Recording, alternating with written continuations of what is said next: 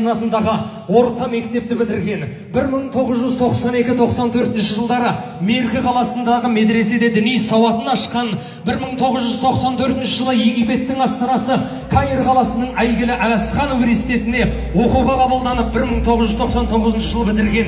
2002 жылдан бастап Спутник Қазақстан туристік компаниясында қажылық бөлімінің меңгерушісі болып қызмет атқарған. Бұған қоса рухани білім жетілдіру институтының директоры, философия ғылымдарының кандидаты, доцент, көптеген ғылыми еңбектердің авторы. Қажылықта 22 үлкен қажылықта, 78 умра қажылығында 100 мәрте болған. Осы уақытқа дейін 16 мыңнан астам Қазақстан қажыларын Сауд Арабиясына алып баруға жетекшілік еткен. 2002 жылдан бері Нұр Қазақстан қажылық компаниясының президенті, 100 мәрте қажылықта болған Амангелді қажы Еренғайыұлын ортаға шақырайық. Қареке ағайын.